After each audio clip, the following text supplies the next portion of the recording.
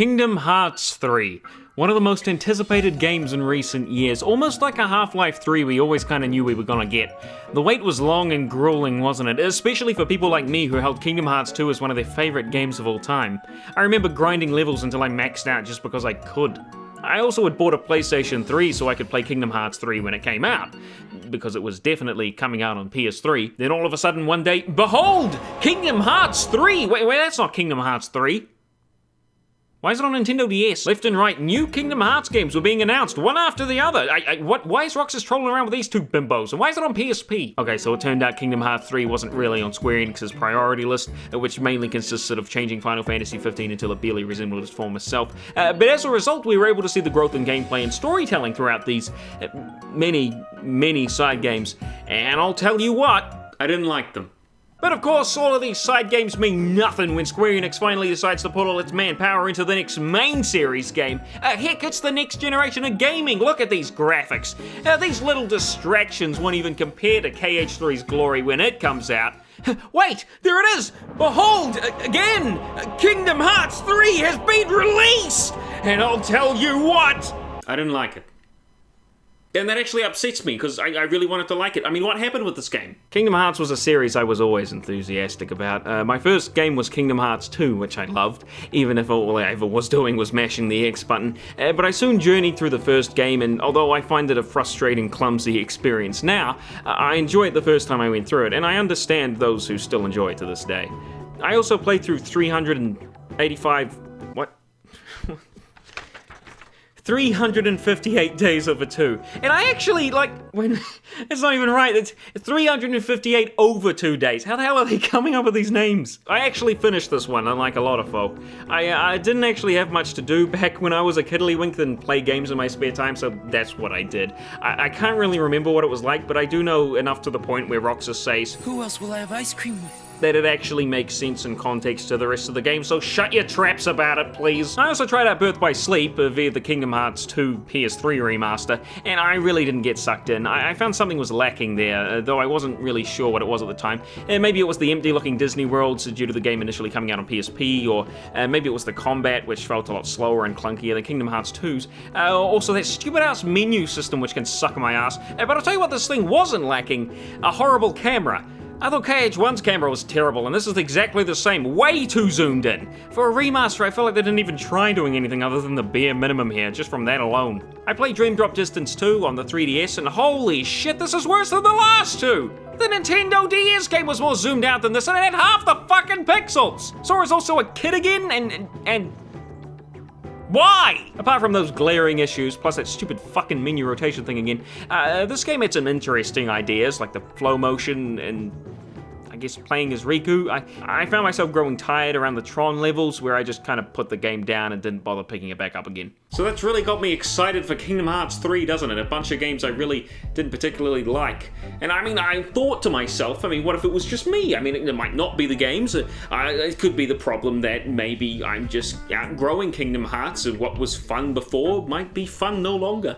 That's when I gave Kingdom Hearts 2 another go. And not just any go, but the critical mode level 1 go, where you tend to die a lot. But the good thing about playing the game like this, or even just on critical mode itself, is that it actually teaches you how to play the game the way it's meant to be played. You can't just wail away at enemies with the X button anymore. Instead, you have to learn what your enemy's attacks are, time your own, use moves you might have always ignored. Like, I know Reflectors needed a heck of a lot more than if you just played on normal. That's a spell I never used. And not to mention, it shows just how tight and accurate the battle system is. It's almost always your fault if you die. Have you seen playthroughs of level 1 critical? These people are insane. I gave up the pirate level. I should really give it a go on the PS4 version again. However, I'm not saying that Kingdom Hearts 2 is a great game when it comes to every aspect. The voice acting is stilted and awkward, and the story is confusing as hell. So if you don't like the combat in this game, there is literally almost no reason to even glance in its direction. Unless you want to see emo Mickey Mouse. Wake me up, Nevertheless, Kingdom Hearts 3 came out, I picked it up, gave it a go, put it back down, didn't like it. Kingdom Hearts 3 has not changed for the better. I feel it's gotten far worse. The voice acting is somehow even more atrocious, the story's become convoluted as shit, with time travel now being a thing, the characters are unlikable, even the villains I previously liked are just annoying now, the Disney worlds feel pandering, the only one I truly felt had any real soul in it was Hercules. People just come back from the dead because dying doesn't have any consequences anymore, and most of all, the combat's been dumbed down so hard all you have to do is mash the X button until you can press triangle and let the game play itself for you. That's on the hardest difficulty, by the way. And please don't tell me about the critical mode that's coming / has come out. The game launched without it, so I'm reviewing it as it is now. Not to mention, I don't think a critical mode is even a good idea with this combat system. It has far too many flaws to be able to let enemies do more damage without having to force the player into cheap tactics. I know apparently that the 0.2 prologue was a nightmare in critical mode because of these same flaws, so take that as you will. I'll be going into more depth than just that, of course. I'm not just going to rag on it and then not explain why. But I mean, if you like this game, all the more power to you. I wish I could like it, I really do. But the reasons why I think this game is bad, and not just flawed, but genuinely bad, stems from a lot more than just, the horrid voice acting and broken combat system. So I think the best way we could do this is probably starting from the first level and just working our way through. Let's try that. Living in the city. Look out! Ow!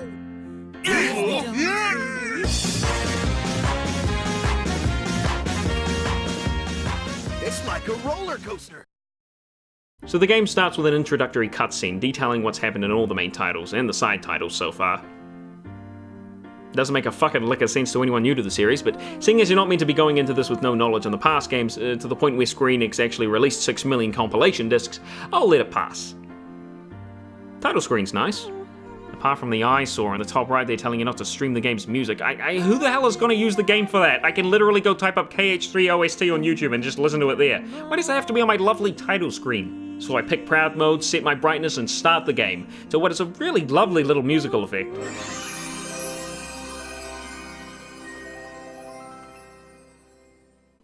And within 10 seconds, there's already something horribly wrong. What is this?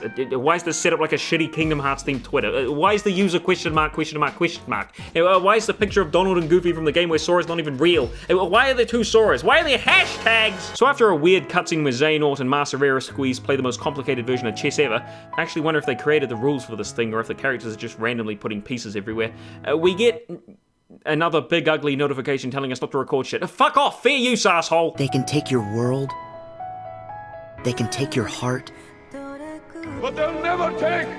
But if it's your fate, then every step forward will always be a step closer to home.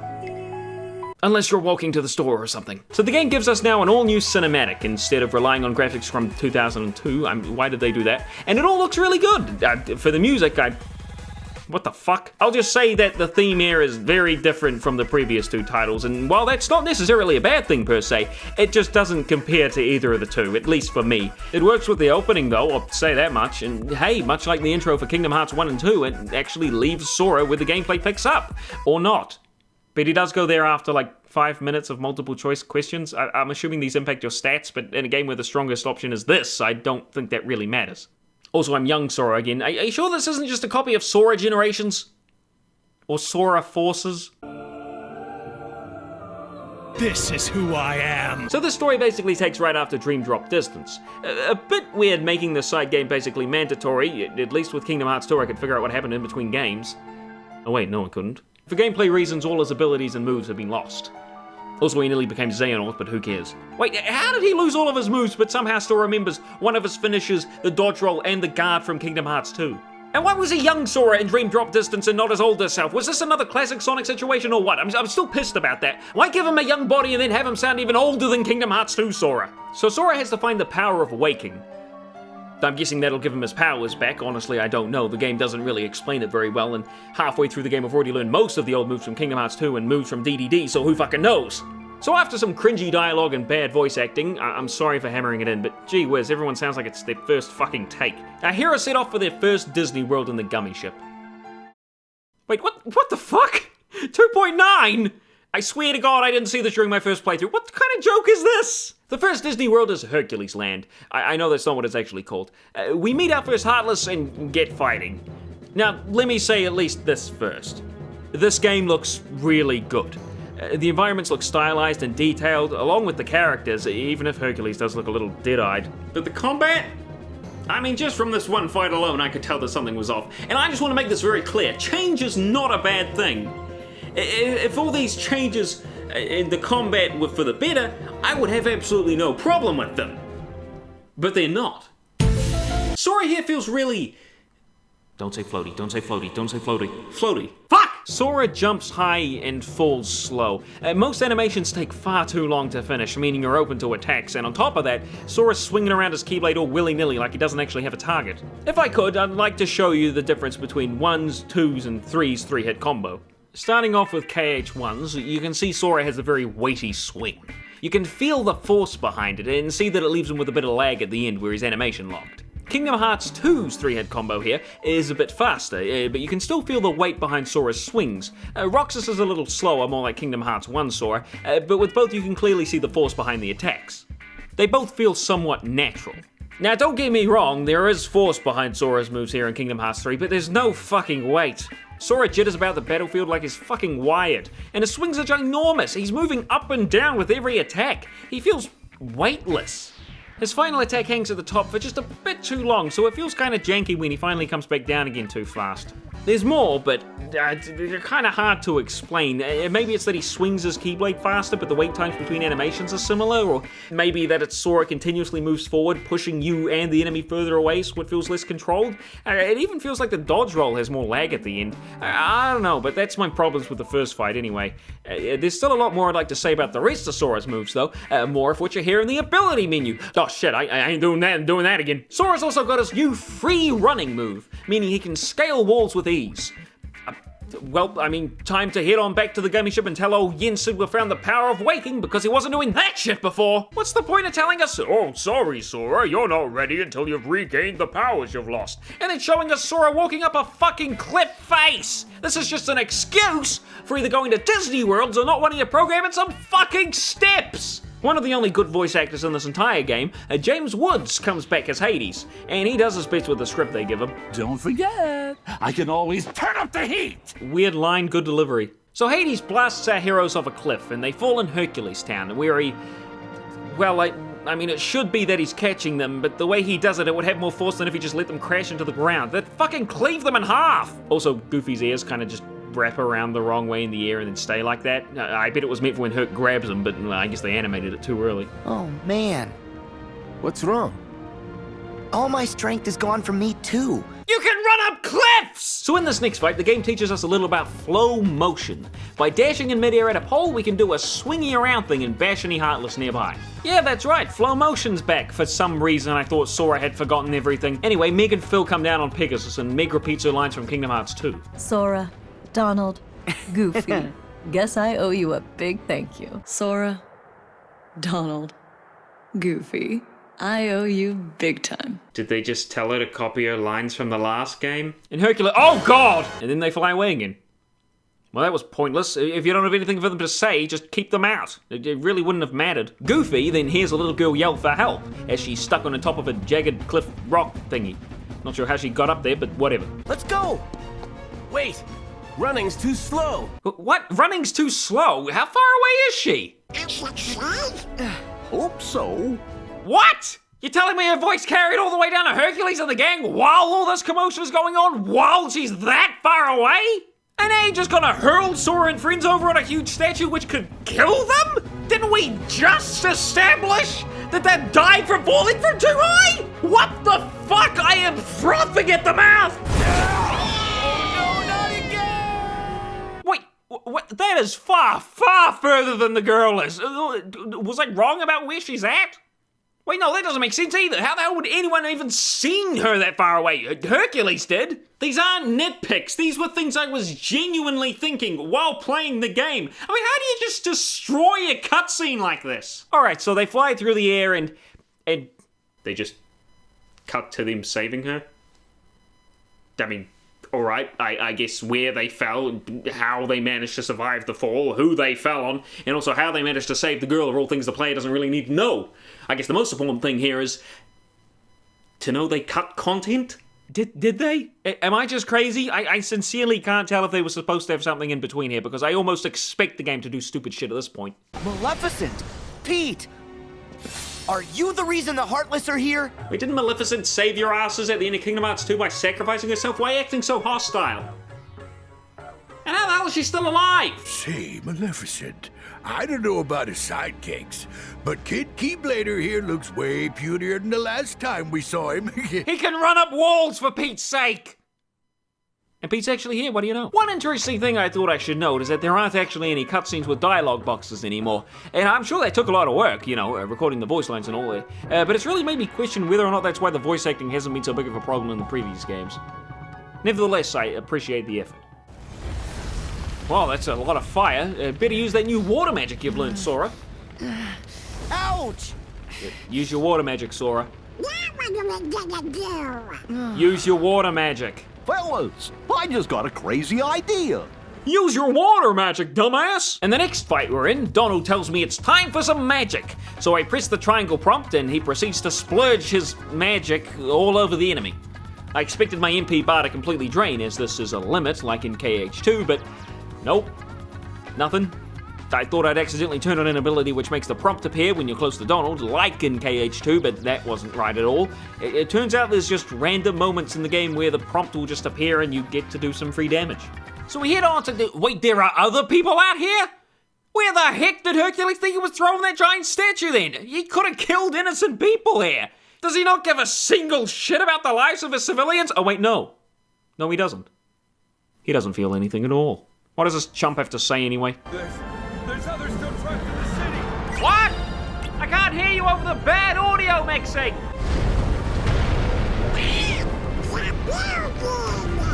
Gosh, I hope they got insurance. Hang on, you're telling me that in the world of Disney, the magical world of Disney, they have insurance? Not only just that, but they also call it insurance? Insurance? Where did all these monsters come from? More importantly, how the hell did you get up there? Oh no. Well, I saved these two guys, but I think that kid's seen one too many atrocities. I've seen it all, Mother. Hey, look, Mickey Mouse. So in the next cutscene, we see Hercules holding up a rock.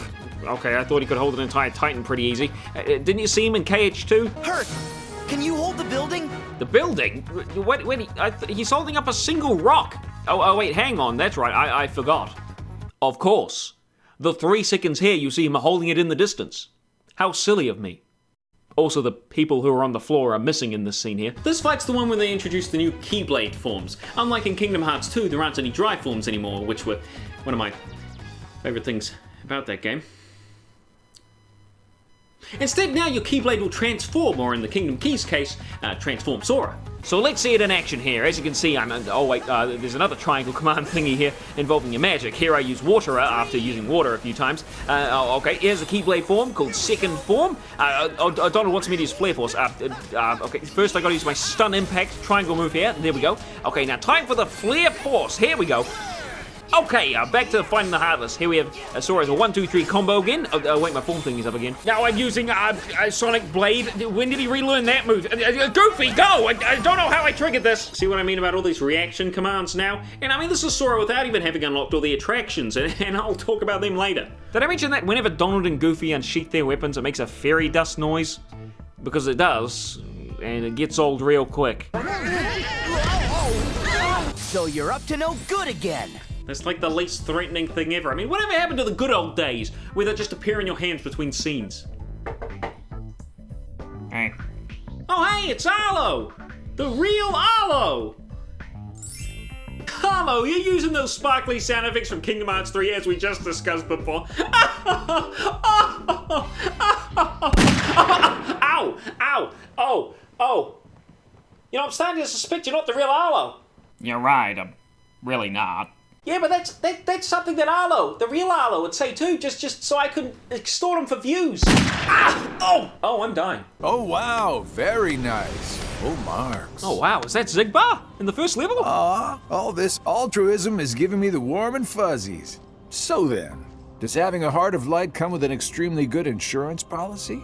Is he? Just say what you mean. No, is he it? Oh, but I did though. No good will ever come from putting other people first. He's gonna do something, right? You're all just lining up to lose out. Dooming others to take the fall with you. A boss fight, maybe? You're so close. Oh. Well, that was... Nope, I got nothing funny. That was just pointless. I mean, we did learn that he's alive, because nobody can really seem to die in this goddamn series. But other than some cryptic bullshit about hearts and darkness, he didn't tell us shit.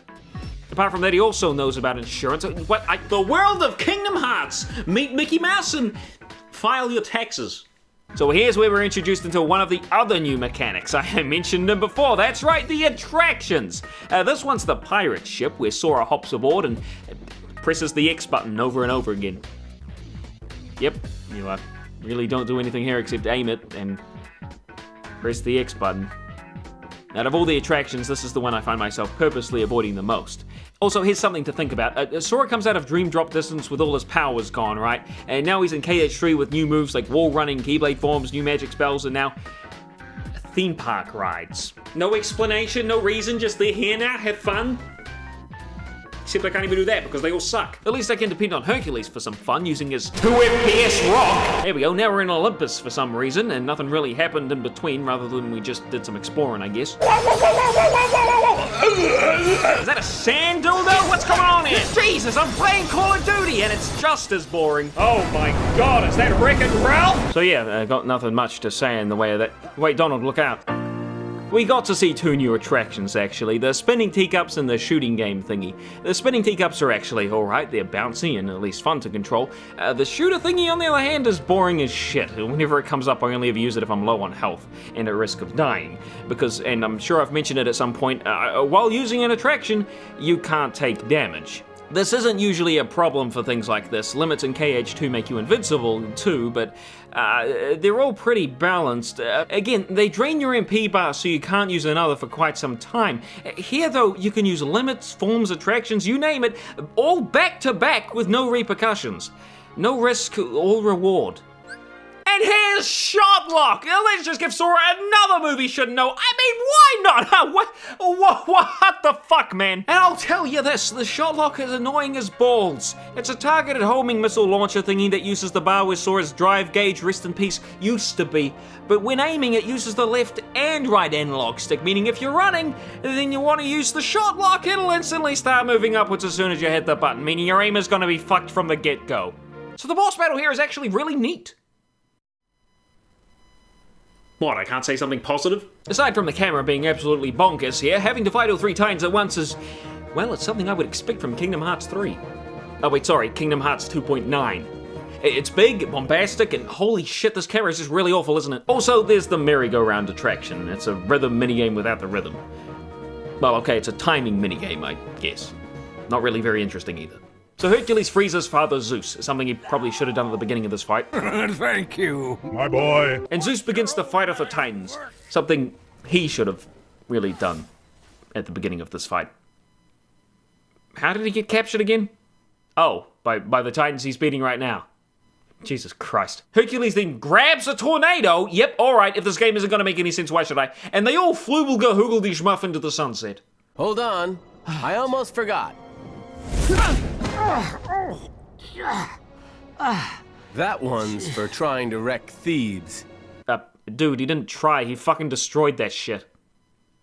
Hope you have insurance. And that's Hercules' world done. Now, before we can head into the next world, it's time for a few small cutscenes. 24 minutes worth of small cutscenes. Kingdom Hearts 3, what are you fucking on? So first of all, for these cutscenes, it shows Pete and Maleficent trying to find a certain black box in Hercules land. They managed to find Pandora's box, but it's not the one they're looking for. Zigbar is there too for some reason.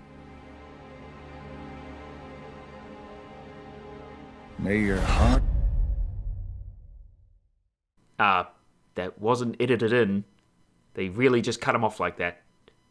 To be honest, Square Enix was probably just like, ah, shit, with Zigbar's lines, all these cutscenes are 45 minutes long. What do we do, Fred? Erase them all, Joe! Erase them all? Erase them all! He just tries to sell you insurance for 12 minutes. And another place at seemingly the same time, Riku and King Mickey are traveling through the realm of darkness. And Mickey sounds like he's mocking Riku at every turn. What's wrong, Riku? Are you tired? Do you need a break? We can stop. You know, if you're gonna be a little bitch and all. But good God, Riku, what happened? His acting is slow and stilted, he puts emphasis on the wrong words, he's just generally badly voiced. Who was directing these voice actors? They should be fucking fired. It reminds me of a promise I made. To who? Just someone I once met. Can't tell. Sounds like a good memory. Even Mickey, they couldn't even voice Mickey well, they didn't even care enough, Jesus Christ! You know those Mickey Mouse shorts on YouTube?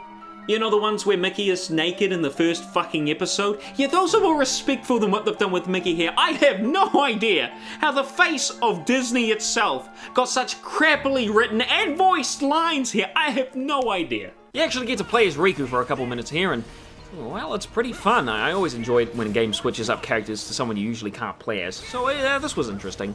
Riku gets swallowed up by the Heartless and is sucked into into darkness within darkness. He cries out in what could be pleasure or pain. And he hears a voice calling out to him, asking if he wants some help. And by the way, he was here to try and find Aqua with King Mickey. I mean, well, they found her all right. There's plenty of Aqua right there. I guess we probably should have powered up our Keyblades before we came in here, huh? Sorry, what now? You can do that? You can't do that. That's not how it works, Mickey. Son of a bitch. But Aqua? She's like Sora. What? No. Strong like Sora. I just don't understand that one, I'm afraid. Was that Japanese translation gone wrong, or what? Did Riku think he meant naive like Sora, maybe? Why would Mickey say something that would purposely make Riku feel worse about the whole situation? Oh, okay, apparently after more research, apparently it is mistranslated, or at least hard to translate. Essentially, Mickey used words that might also mean that she looks like Sora in Japanese. How is that a surprise anyway? Aren't there like 40 people who look like Sora now? You could not regain your strength. No biggie. I still learned a lot. Regardless, Sora, you will need the power of waking. Yeah, who needs the power of waking when you got the power of teacups? So Sora says he's gonna save Aqua in the realm of darkness because he's being influenced by what's-his-face that lives inside his heart at the moment or whatever. Ventus, I mean Ventus. I always forget his name. Roxas version 2. But Sora, that's gonna be super hard since you don't have the power of waking. No, Goofy, it'll be easy. I'll just use the fucking teacups. So Master Sid gives Mickey and Riku some clothes for Kairi and Lee, or should I say Axel. Damn it, does death mean nothing in this world? Sora gets some clothes too, along with a new haircut and a trinket which allows him to summon the Dream Eaters from Dream Drop distance. Alright then. Adding more and more things to a game does not make it good in itself. You gotta focus on things like story and combat and events within those two things to make a fun, cohesive experience. Kingdom Hearts 3 is not a good game because it has shot locks or limits or Keyblade forms or attractions. You gotta fine-tune the ground base first and work on all those extra stuff later. You can't just keep piling shit on top of itself until the player feels overwhelmed. And as a person who feels overwhelmed already just by the story, you can see how that's gonna be a problem. And I actually understand the story! Well, most of it anyway. So Sora and the gang are sitting in the gummy ship again, wondering which way to take off when Sora's gummy phone rings.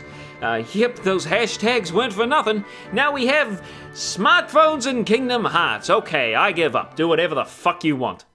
Huh. Looks like the jump to PS4 didn't change the fact that the Disney Kingdom is only pretending to own books. Then they get a call from another one of the organization members, who is on the good side now. Also, they're alive. Okay, look, there's another one. Good. He actually explains why all the organization members are coming back to life, oddly enough keeping it basically to one sentence. We need 5 minutes on how to work a smartphone, but 5 seconds to understand why people are coming back to fucking life? So Sora figures he's gonna rip Roxas out of his chest because he believes it's his own person, even though Kingdom Hearts 2 wrapped that up pretty nicely, and thusly heads out to...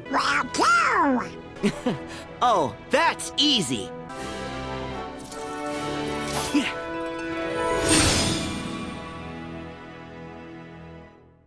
Sorry, what? I haven't even been playing Kingdom Hearts 3 this entire time. Out of all the stupid fuck. So you're telling me that before this we were playing Kingdom Hearts 2.9, and now that, I don't know, Sora's got a new outfit, we're finally playing KH3? When Sora had his old costume in Kingdom Hearts 2, we weren't playing Kingdom Hearts 1.9. Oh, what's with all these stupid names? I mentioned 0.2, a fragmentary passage before, but what kind of name is that? Is there a 0.1? A 0.3? If not, call it something different. Kingdom Hearts, fragmentary passage. That's all you need, really. Why do they insist? Wait, it's not even called 0.2, a fragmentary passage. It's Kingdom Hearts 2, Birth by Sleep, a fragmentary passage. What the fuck? I really feel like I've used up enough brain cells talking about this game at this point. I mean, there's more. There's a lot more. I mean, Sora's moves get more laggy, and there's just weird choice after weird choice. I've got 15 more hours of footage to go through if I want to do another video on this, and that's not even the full game. That's right, didn't even finish the full game. I just put it down one day and fucking forgot about it. I just felt like the story wasn't progressing at all, and just it wasn't very fun, and just fucking Frozen's World just wore me the fuck out. If you want to see me continue this review, that's fucking great. Please like and comment and share, whatever the fuck's best for YouTube nowadays. I don't know, man. But I warn you, it will be me mostly complaining throughout the whole thing. And heck, after making this video, I just kind of want to go back through and finish it. I don't know, man. Some sick, twisted fuck that lives inside me just wants to see how it all ends, because there is no way I'll ever be able to know, unless, like, they just win and that's it. There's no way I'll be able to tell what happens from here on out. They already gave us the fucking huge twist with Aqua becoming Xehanort. Sorry about that if you didn't know about that, but that was something they released in the trailers. They really didn't need to. They could have kept it in the game for a fucking something. Some sort of twist. See, nothing so far. Nothing's been a twist. We know everything up to this so far. Nothing's been a twist. Nothing's changed. Story hasn't changed. Sora hasn't changed. Roxas hasn't changed. Riku hasn't changed. Mickey hasn't changed. Kairi hasn't changed. Fucking dead people coming back to life. The more I think about this game, the more confused I get. I mean, it's almost exactly what I expected, and yet I'm sitting here complaining my ass off with almost nothing nice to say. And there's still some weird urge inside me to see it through. And then I see Donald using hashtags, and that urge is completely gone.